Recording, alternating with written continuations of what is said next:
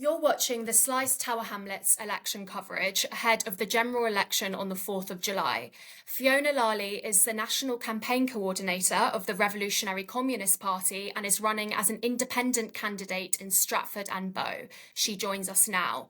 Fiona Lally, tell me what led you to run for office in this general election? Thanks. I'm running because I would say there's a huge vacuum in politics right now.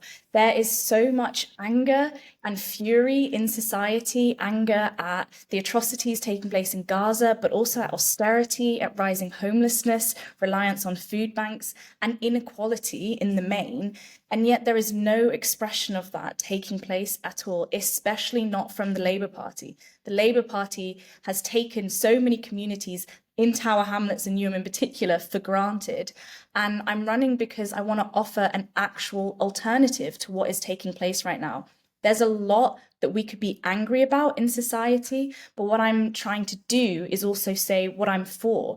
For me, inequality stems from the whole of the capitalist system, which bases itself on profit. I think that we need to target that, and we need an economy that's planned on the basis of need rather than profit. And that will be the solution to the problems that people are currently facing. And so you're running in Stratford and Bow. Can you talk about some of the most pressing issues locally that, if elected as MP, you'd address immediately?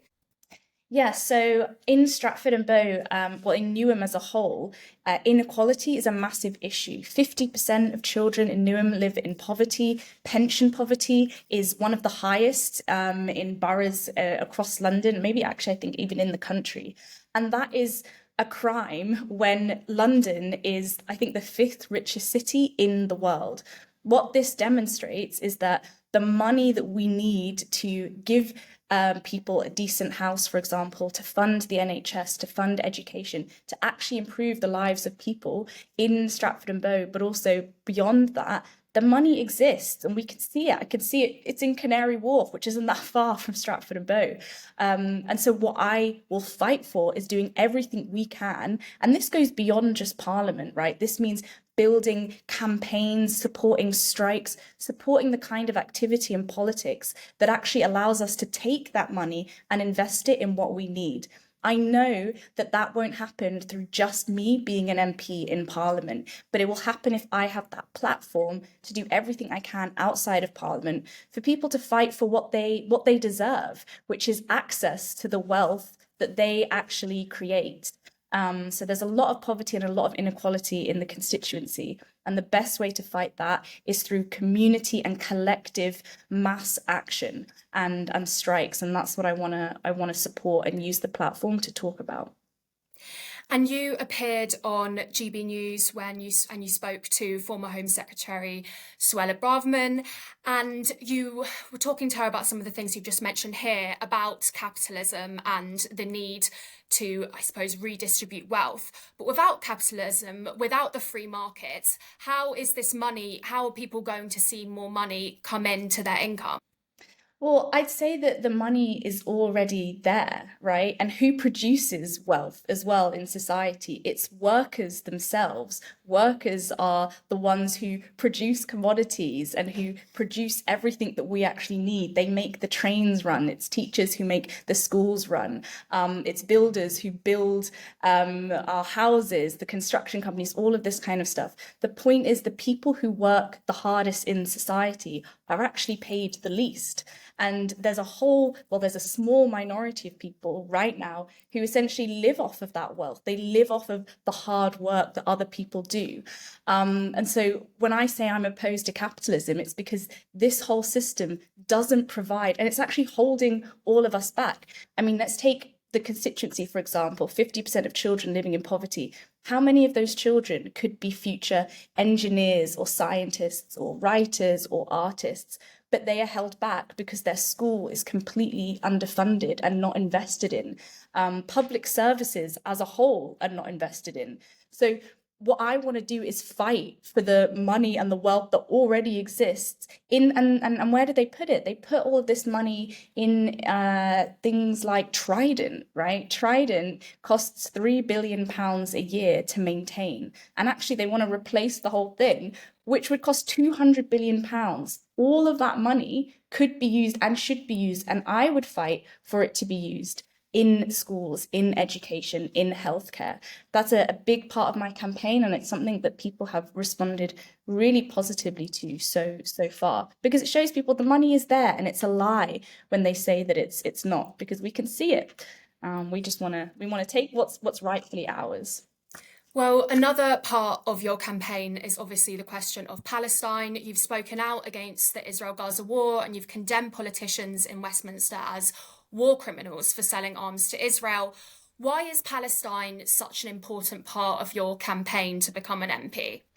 Palestine is a really important part of my campaign because for me, it is the most extreme example of what those in power will do in order to maintain their own interests. And what are their interests at the end of the day? Their interests are to maintain their profits, right? The reason that Britain, and it's not just Britain, it's a lot of imperialist powers across the West, the reason that Western imperialism continues to support Israel is because Israel is a key ally of the West in the Middle East, and they use it as a platform to then protect their further interests in the region and their access to resources and their ability to make profits. That profit means more to them than human life. And the genocide that is taking place is the most extreme, horrific example of how far they will go to maintain those profits. And they do that in Britain as well, right? That's why they invest or they send money to Israel, but they don't put money in the NHS. It's because it's more profitable for them in the long term to have a stable ally in the form of Israel in the Middle East than it is for them to put money into education or healthcare or anything like this. So the two things are entirely linked. And what's happening in Palestine also means a lot to so many people. People are horrified, I would say, by what they're seeing on their screens. And then they look at what our politicians are saying about it when they say Israel has the right to defend itself. It's acting it's acting within the bounds of international law.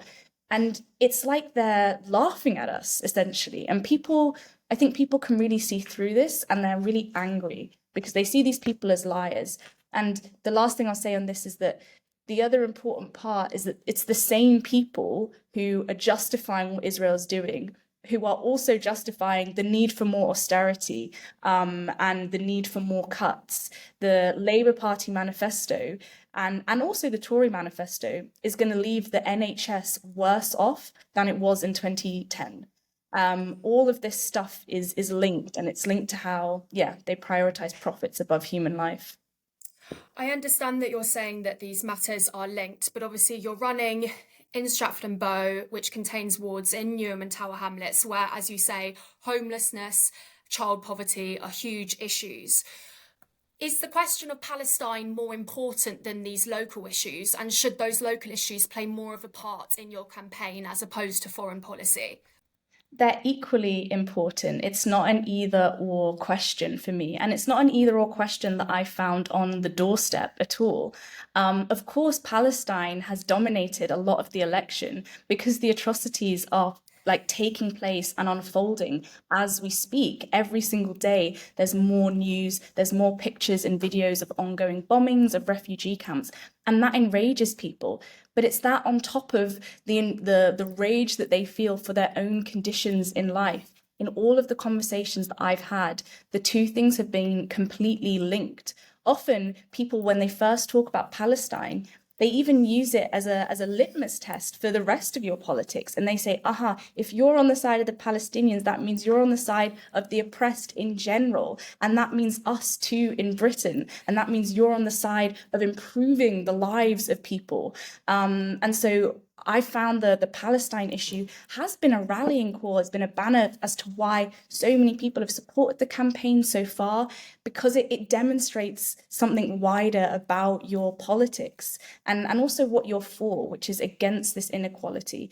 For me, it's very clear that war is a product of capitalism, and capitalism is ruining people's lives in so many ways. And I found throughout the campaign I've been able to talk about all of those issues equally, and people are really positive and respond very well as a result of that.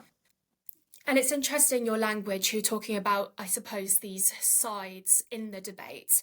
And if you're on the side of Palestine, you're on the side of the oppressed. But obviously, there are multiple voices in this debate. And I want to ask you about the population of Jews in Stratford and Bow. What would you say to them, who some of whom might feel potentially intimidated by some aspects of your pro-Palestinian campaign? I don't think they would feel intimidated. It's not about being Jewish or not being Jewish. It's about what you support, right? And many people do not support. In fact, the majority of people in Britain do not support the continued flow of arms to Israel. The majority of people support a ceasefire and want to fight for that and want to see that actually expressed in Parliament.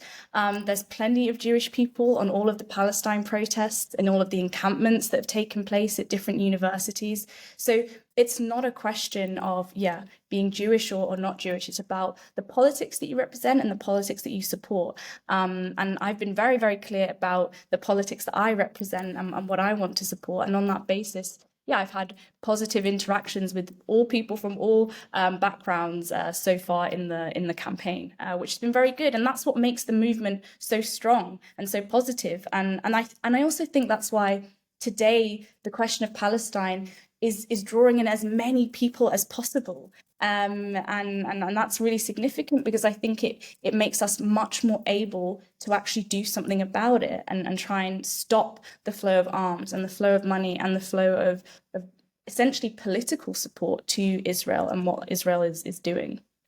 But do you recognise that at some of these encampments and at some of these protests, there are some signs, there are some chants that do create that do espouse a certain anti-Semitic agenda? And if you were elected as local MP, would you be receptive to potentially some Jewish residents who would tell you that they felt uncomfortable by some of those demonstrations? I haven't seen that in my experience of the protests that I've been at, but of course, as an MP, if I was elected, I would listen to anyone and any of their concerns. I'm opposed to all forms of racism and discrimination. That is actually part of my program as well. And so I would listen to anyone and any of their concerns, absolutely. And I've got no problem with that whatsoever. So, moving on slightly to migration, you have criticised politicians for demonising migrants and whipping up racism with their rhetoric. Tower Hamlets is one of the most densely populated areas in England with significant levels of overcrowding. What would you say to local voters who think the borough can't cope with more migrants? I say that I think we have the resources that we need in order to house people properly and decent housing, safe housing that gives them, good quality air, for example, and safety. The resources for that are there. It's just that they're privately held. I mean, this isn't something just specific, obviously, to Stratford and Bow. This is really a fundamental question, which is how do we house people in general? How do we live under this society? What I stand for, and another part of my program, is nationalization of the biggest businesses and the banks and the biggest landlords as well. Like, we have construction companies, we have the ability to build better quality housing in a way that's affordable also to people, because they do build luxury flats in different places that are completely unaffordable for most people to live in or have access to. And so when I talk about nationalizing these big businesses, landlords, and the construction companies, that is in order for us to create affordable housing for everyone. And the last thing I would say is that, yeah, there is a lot of demonization, racism that is whipped up in a really horrific manner. It's not the small boats which are a problem. It's the big boats, it's the yachts, it's the rich who are hoarding all of the wealth in society and then lying by putting out the idea that there's not enough space or there's not enough resources in society for us to house everyone. That's what I would want to say, and we've got to expose that lie for what it is. So, just to clarify, obviously, cutting migration is playing a huge part of the campaign of Labour, the Tories, and indeed Reform, who are growing in the polls. If elected, would you want to cut net migration at all? No, I don't want to Okay. cut net migration. I don't think it's necessary. Tower Hamlets has the fourth youngest population in the UK.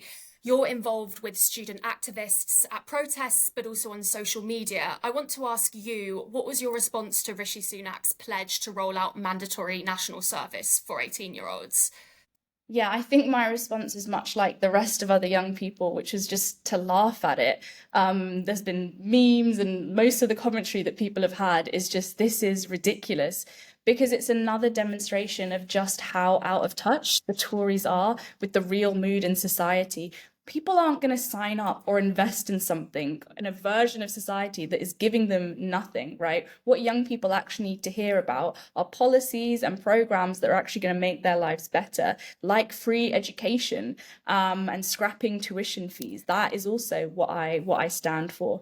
My response to the Tories is that, look, people will volunteer for things they actually believe in, and no one believes in what the Tories are putting out, especially not young people. And I think for a lot of them, they also don't really believe in what the Labour Party is trying to promote, which is just the Tories in a slightly different colour, the same austerity and the same problems. One thing that a lot of people in Tower Hamlets care about is crime, and both Labour and Conservatives have pledged to drastically increase police officers across England and Wales. What would you do to combat crime? Would you also consider increasing police presence? I think the main thing we have to look at is what are the sources of crime, which comes from poverty, it comes from lack of access to things, and it also is related in many parts to education as well. That is what I would want to look at. How do we improve people's actual conditions in life? How do we improve their education, their access to things? Because that is what is most important. That is how people are going to be able to feel safe and live full, dignified lives. When people and the Labour and Tories talk about putting more police on the streets, they're not actually interested in tackling the sources of crime. Communities themselves are able to keep themselves safe, and they know how to do that in a better way than, I would say, even the police. A lot of people don't trust the police, and for very good reasons. What I'm interested in is community organizing and finding ways to tackle it at its root, because that's what's most important.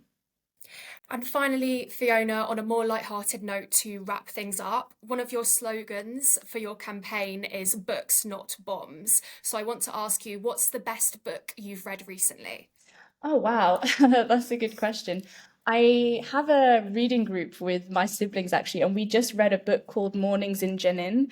And it's about the Palestinian struggle. It follows the life of a girl, a young girl, and her family, and it kind of traces the history of Palestine. It's quite a harrowing book, because there's a lot of harrowing things that have happened, but really, really powerful. And yeah, I would really recommend it. If people want to engage in a political text, but maybe do so better through storytelling, I think it's really powerful. So yeah, Mornings in Jenin is what I would recommend.